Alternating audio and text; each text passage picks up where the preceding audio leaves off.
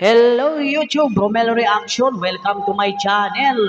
At may panibago na naman tayo ngayon mga idol, mga ka-teach na i-react na video. Ito po ay tungkol po ito sa Yamashita Treasure kung saan ay patong-patong na gold bars ang natagpuan dito sa Pilipinas sa isang kuweba. Ayan, ang sino pang hindi napapanood dito, tara panoorin na natin. At syempre kung bago ka pa lang sa aking channel, ay huwag kalimutan mag-subscribe at i-click ng notification bell at select all para updated kayo sa mga upload collection video na kagaya po nito. At lalong-lalo na ikaw nasa screen ha, like na rin ang ating video para may gano kung mag-upload.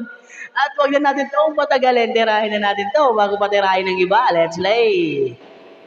Isang napakalaking kayamanan ang nadiskubre po sa loob ng kuweba. Ito po yung full video ng inyo nang nakita sa aking FB Reels. Ayan naman mga Ipapakita idol, ko sa inyo itong mga full video. Ginawa ko itong video na to kasi nga po marami pong nagsasabi na ito daw ay scam, ito daw ay peke, at ito daw ay hindi totoo. Ngayon po, kayo na po ang maghusga, kayo na po ang tumingin, kayo na po ang makinig o pakinggan nyo yung mga sinasabi ng mga nasa video, at kayo na rin ho yung humusga kung ito ba ay totoo o ito ba ay peke, mga ka-treasure hunter. At tanong ko lang napakaraming talagang gold bars ni Yamashita at saka yung tinatawag ng mga Golden Buddha. Ayan. Ewan ko saan to galing kasi may Cambodia, may baka sa ibang bansa, mga nakaw daw to eh. Tara, panoodin pa rin natin ng video. sa mga viewers natin dyan.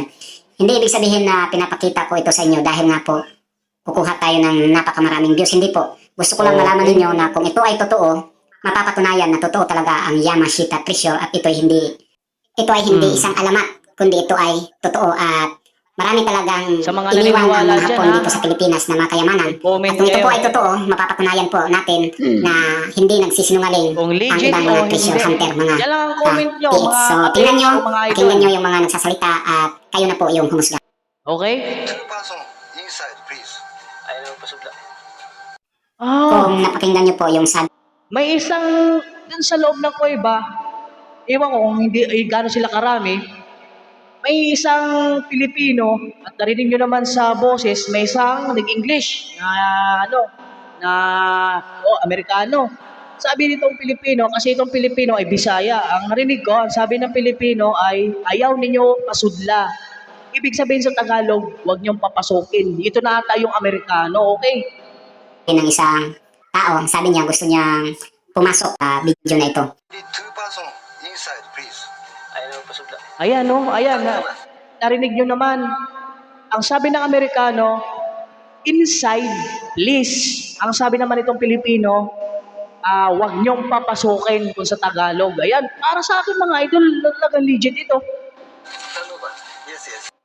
At ito nga mga ka-TX, sinusubukan nila yung item kung ito ba ay totoo o Okay. kung ito ba ay hindi.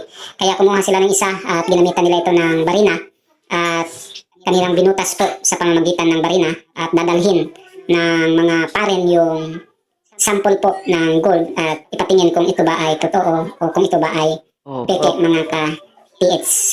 Ito po, susubukan niyang barinahin o butasin yung isang gold bar at ipapakita mismo sa video na binutas talaga niya ito at kinuhaan ng sample.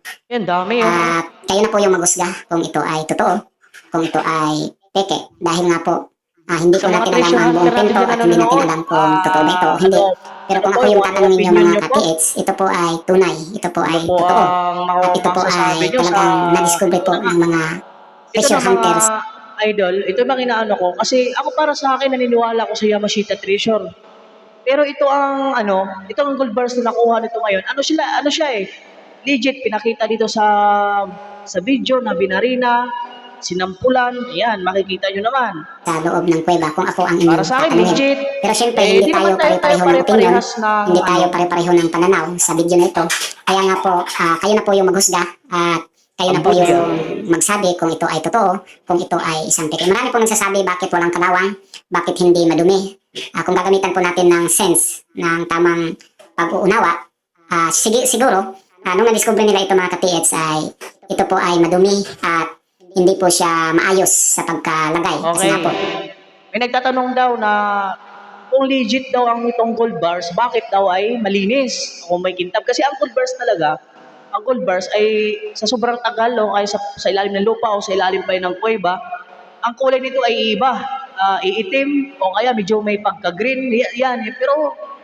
Pero ang tingin ko dito, sa ano na to, sa gold bars na to, siguro nakuha nila to ay talagang marumi. Nilinisan nila, tapos bago pinatong-patong sa kuweba at saka bago binidyohan. Ayan paniniwala ko. Yun sa, iwan ko lang sa inyo, sa nanonood dyan. naglindol, ibang taon ang dumaan. Posible na nang na-discover nila ito, sila na po yung nag-file, Okay. sila na po yung nagbulagay po mga ka-TH sa maayos na Sila na posisyon nag-file. po mga ka-treasure hunter. Another one. Another one. Another one. Ayun nga, kung napakinggan nyo po, sabi ng taga-video na tumingin ka muna sa Bisaya, tanaw sa ba. So, Okay, talagang mga Bisaya, Bisaya din talagang natin mga dito ka-treasure hunter nagbo-voice yung over. Bisaya din ako. nakadiskubre, hindi nakahukay, nakadiskubre sa ginto mga ka-TH. Okay. Sa mga niniwala dyan at maiksi lang ang video, mag-comment kayo sa baba. At siyempre, huwag niyo kalimutan naman yung palike ng ating video. At maraming salamat po. Hanggang sa susunod naman ulit na i-upload kong reaction video sa Yamashita Treasure. Maraming salamat po at kita ulit tayo.